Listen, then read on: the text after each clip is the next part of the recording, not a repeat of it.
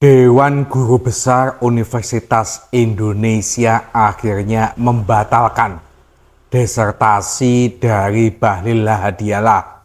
Ternyata teman-teman, prosedur kelulusan disertasi Bahlil ini dianggap cacat. Pertama, datanya tidak jelas di dalam penyusunan disertasi.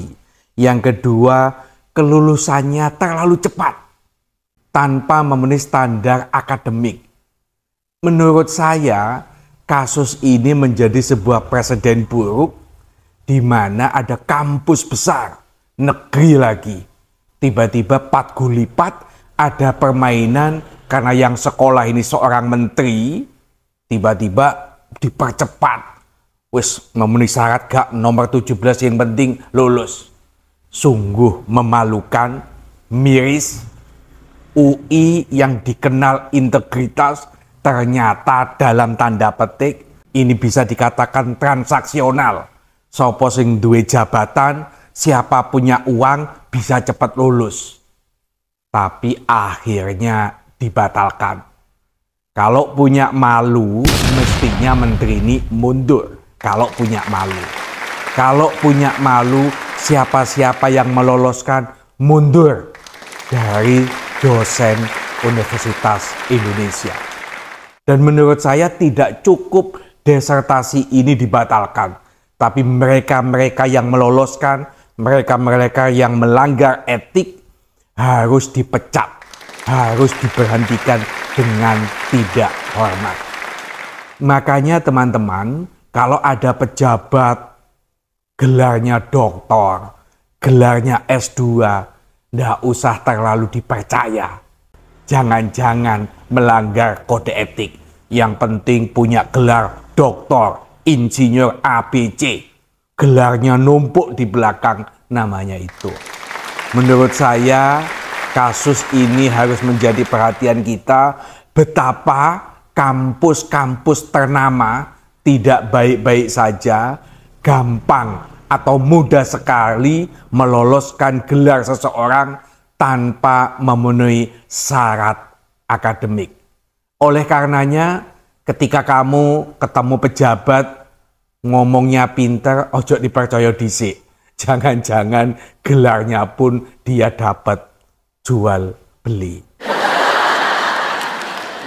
Kalau IP-nya 3, yang gede-gede, ini siap-siap jadi karyawan. Dan IP saya tidak sampai 3. Saya pernah ngomong begitu, saya bilang IP 3 pun jadi menteri kok. Nggak perlu IP 3 lebih. Saya dimarah sama orang lain gitu. Yang IPK-nya tinggi siap-siap jadi pekerja, dan yang IPK-nya rendah bisa jadi menteri kok. Dan pernyataan ini sangat berpotensi mengandung yang namanya post hoc fallacy. Selamat datang di Belajar Semenit. Disclaimer dulu, sebenarnya pernyataan Pak Bahlil ini nggak ada yang salah. Karena sebenarnya pernyataan beliau ini merupakan bentuk retorika penyampaian pesan bahwa IPK tinggi tidak selalu menjamin kesuksesan. Tapi yang menjamin itu adalah pergaulan dan leadership. Tapi yang berbahaya adalah pernyataan beliau sangat berpotensi untuk disalahartikan. Post hoc ergo propter hoc merupakan bentuk kesalahan logika di mana orang menganggap bahwa karena A terjadi sebelum B, maka A pasti penyebab B. Padahal korelasi antara A dan B belum tentu menunjukkan hubungan sebab akibat yang nyata. Takutnya banyak orang yang menggunakan argumen Pak Bahlil untuk tidak belajar. Nah, jadi jangan kaget Pak kalau pernyataan Bapak bikin banyak orang marah. Karena pernyataannya memang sangat mudah disalahartikan. Nah, saran untuk tim PR-nya Pak Bahlil, coba lain kali di briefing dulu poin-poin yang pengen disampaikan. Tahu kan kasus disertasi Ketum Golkar Bahlil Lahadalia di UI? Ternyata polemik soal disertasi kilat itu masih berlangsung guys. Jadi jaringan advokasi tambang Jatam ngajuin keberatan ke UI karena organisasinya dicatut dalam disertasinya Bahlil. Surat itu disampaikan ke UI pada 7 November kemarin. Jatam tegasin mereka sama sekali nggak pernah kasih persetujuan untuk jadi informan utama disertasinya Bahlil, secara lisan maupun tertulis. Jatam memang pernah kasih persetujuan buat diwawancarain, tapi itu diberikan ke seseorang yang bernama Ismi Askia. Itu pun buat penelitian pribadi ya, bukan buat penelitian orang lain. Ismi bilang penelitiannya ini terkait profesinya sebagai peneliti di lembaga demografi di UI. Nah, penelitian yang dimaksud berkaitan dengan dampak hilirisasi nikel bagi masyarakat di wilayah tambang. Sementara, Jatam mengaku nggak dikasih info memadai bahwa wawancara ini adalah salah satu proses penelitian buat disertasinya Bahlil. Ismi juga nggak bisa kasih penjelasan lebih lanjut soal penelitiannya, pas Jatam tahu kalau nama mereka dicatut di disertasinya Bahlil. Duh, kita tentu senang ya kalau ada pejabat publik yang masih bersemangat untuk kuliah ke jenjang yang lebih tinggi. Itu kan bagus ya buat meningkatkan kualitas dan kompetensi si pejabat publik. Tapi kalau menyelesaikan program doktor dalam waktu kurang dari 2 tahun, itu kan aneh. Program doktoral pada dasarnya menuntut waktu, dedikasi, dan riset mendalam yang sulit diselesaikan dalam waktu singkat. Di berbagai universitas bereputasi tinggi, program doktoral seringkali butuh 3-5 tahun penyelesaiannya. Itu karena melibatkan penelitian independen, publikasi ilmiah, dan proses bimbingan yang intensif. Ketika seseorang meraih gelar doktor dalam waktu yang sangat singkat, penting bagi kita untuk bertanya, apakah proses akademiknya telah memenuhi standar keilmuan yang ditetapkan? Untuk lulus program doktoral harus melalui tahapan-tahapan yang komprehensif, termasuk penulisan disertasi, pengujian yang ketat, dan publikasi riset di jurnal bereputasi. Mempercepat proses ini tanpa tahapan yang sesuai, beresiko mengurangi kualitas riset dan kredibilitas akademik. Dampak negatifnya nggak cuma bagi calon doktor, tapi juga bagi institusi yang mengeluarkan gelar itu. Kita harus mendorong nilai integritas akademik dengan mengutamakan kualitas pendidikan dibanding pencapaian gelar semata. Kita juga perlu mendorong transparansi dari lembaga pendidikan terkait standar dan proses dalam pemberian gelar akademik. Sehingga setiap gelar yang diraih benar-benar mencerminkan kualitas dan kompetensi yang sepadan. Stop rusak reputasi lembaga pendidikan. Mungkin ini adalah salah satu cara UI untuk membersihkan nama akademisnya, mengingat kemarin sempat jadi polemik terkait dengan terlalu cepatnya gelar doktor yang diraih oleh Bahlil sebagai Ketua Umum Partai Golkar juga. Dan karena akhirnya banyak kontroversi, polemik di masyarakat, UI-nya juga minta maaf dan kemudian gelar doktornya ditangguhkan. Sebagai pengingat bahwa harusnya akademisi atau kaum-kaum akademisi menegasikan kepentingan politik dan kepentingan-kepentingan yang kemudian mencederai tridharma perguruan tinggi. Harusnya akademis ya berjalan sesuai dengan rules-nya supaya pendidikan itu menjadi bagian yang bisa membuat masyarakat kita jauh lebih baik lagi ke depan. Dan kalau kemudian pendidikan sudah dicampur aduk dengan kepentingan politik, kepentingan apapun itu yang berkaitan dengan cuan, inilah akhirnya. Ada berita mengejutkan hari ini, versi saya sih ya, di mana Saudara Bahlil ternyata gelar doktornya ditunda oleh UI. Kemudian ternyata PT UN membatalkan ADART-nya Golkar. Membatalkan, saya nggak ngerti maksudnya. Apakah ini artinya Munas kemarin itu batal atau tidak sah demi hukum? Apapun itu komentar teman-teman, saya tunggu. Gimana komentar sahabat tentang Pak Bahlil yang gelarnya ditunda dan Golkarnya bermasalah. Ada kampus besar namanya Universitas Indonesia, tapi menjadi kecil karena kelakuan para guru besar yang meloloskan seorang menteri untuk jadi doktor. Masalah besar di UI sekarang bahwa Bahlil dianggap plagiasi, Bahlil dianggap menyogok dosen-dosen pembimbingnya. Masalahnya bukan pada Bahlil, tapi pada mereka yang menerima sogokan itu atau potensi dinyatakan menerima sogokan yang sekarang lagi diperiksa oleh Dewan Guru Besar UI. Jadi kita lihat bagaimana etika publik itu berantakan. Universitas yang seharusnya jadi simbol pertama perlawanan etika jebol karena amplop. Jadi Anda bayangkan bahwa bahkan universitas bisa dibujuk pakai amplop, apalagi pilkada. Baru lewat 1 bulan. Beneran baru lewat 1 bulan sih, Bahlil Lahadalia menyandang gelar doktor. Tapi katanya gelar doktor itu ditangguhkan. Gimana deh maksudnya?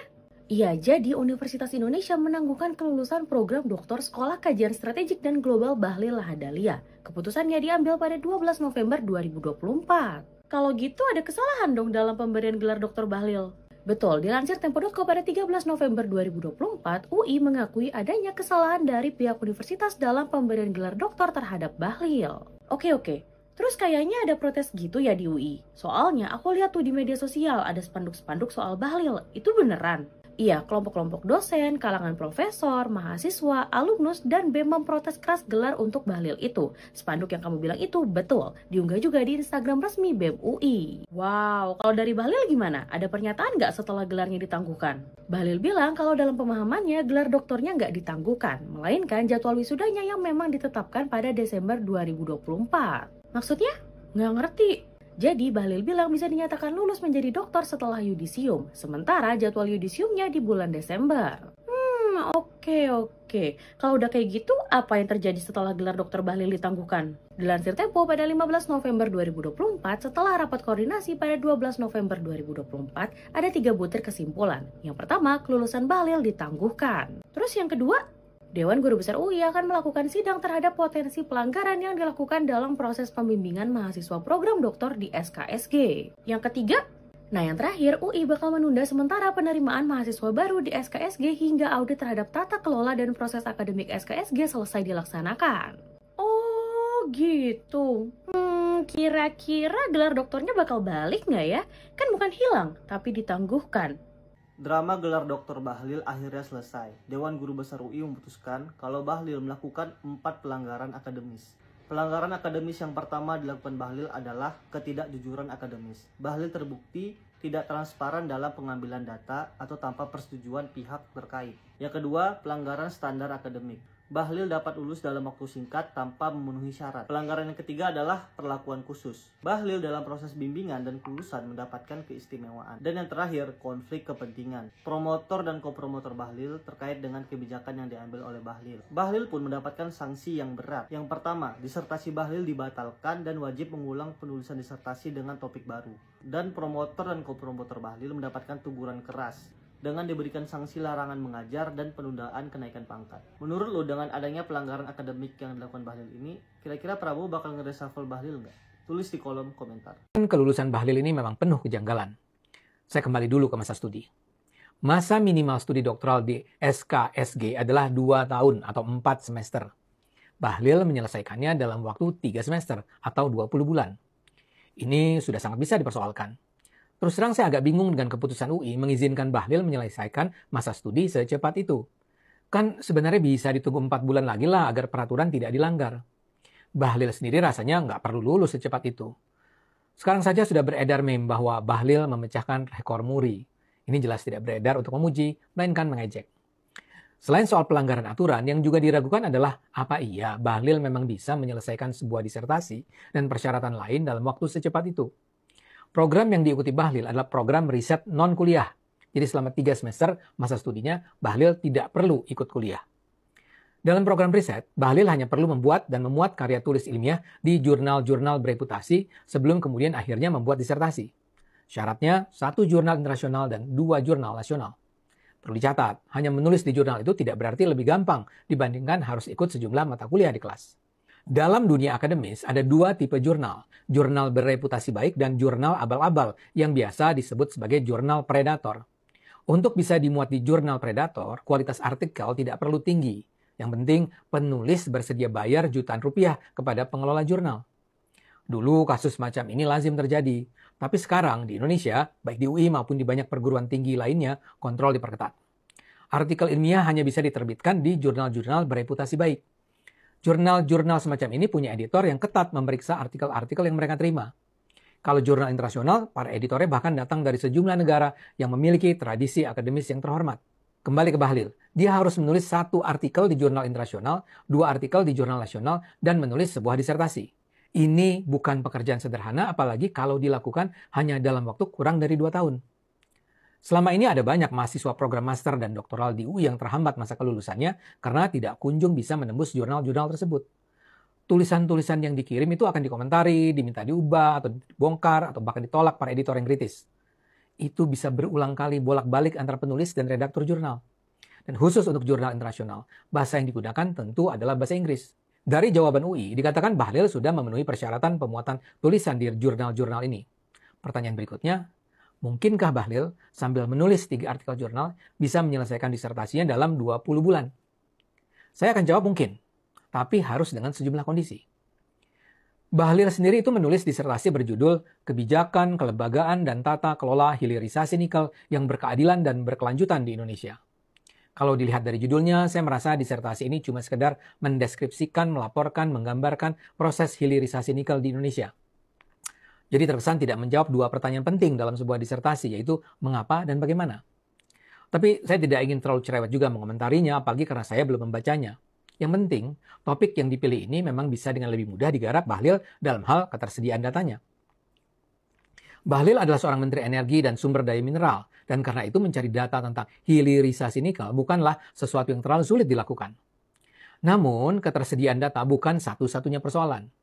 Bahlil wajib menjadikan data itu make sense, masuk di akal dalam skema penelitian yang dia lakukan.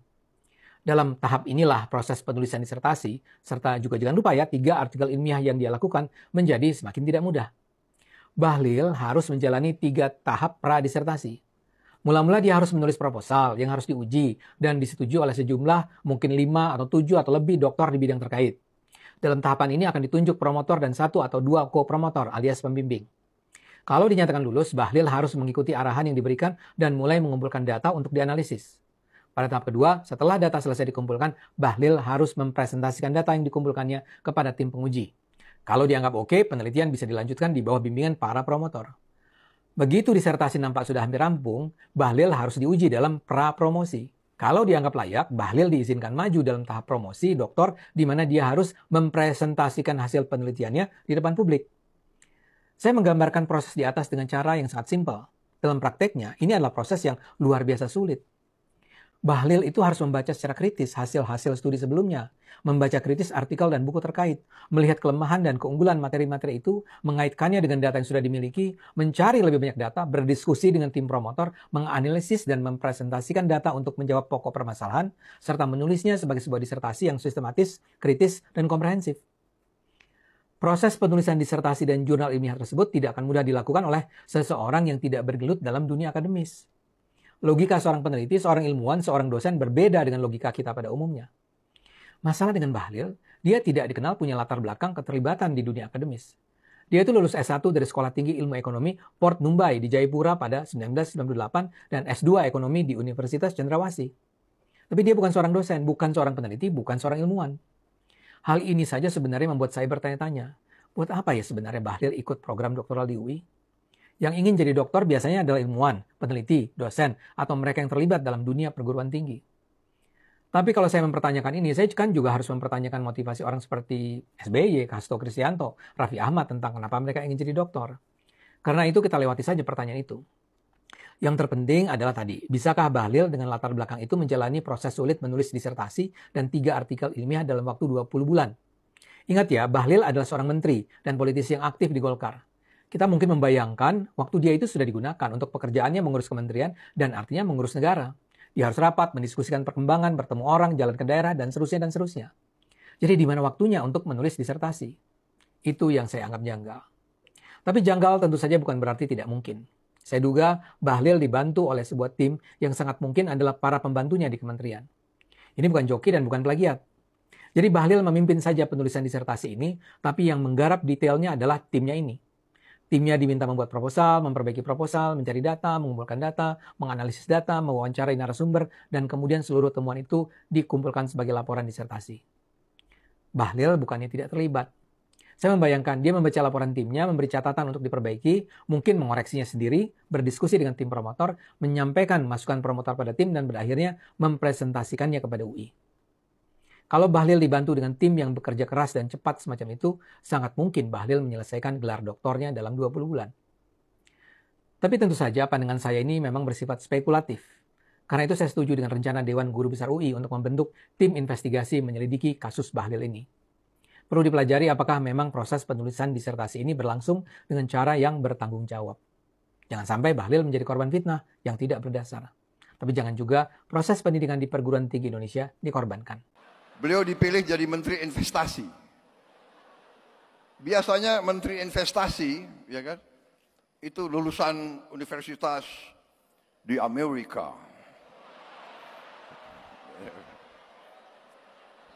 Iya kan?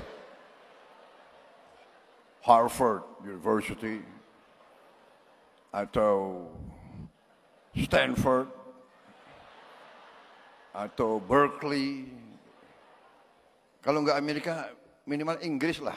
Ya. Saya sendiri pernah di Harvard, tapi ke toko buku. Kalian kan shock juga ya. Kapan Prabowo ke Harvard? Aneh ini, kenapa Pak Jokowi milih Pak Bahlil Menteri Investasi? Apalagi beliau dari Papua kan? Biasanya itu jabatannya tuh Menteri Pembangunan Desa Tertinggal gitu-gitu. Beliau pilih Menteri Investasi. Waktu saya ketemu, saya tanya, Pak Bahlil, Anda pelan-pelan saya nanya, nggak enak, tersinggung. Pak Bahlil, Anda lulus dari universitas mana? Pak, universitas saya nggak ada di Google, katanya.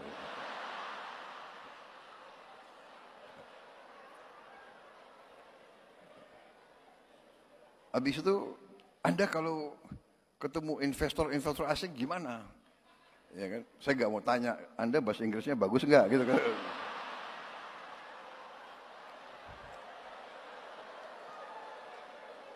Dia bilang ke saya, Pak, nggak ada masalah Pak itu.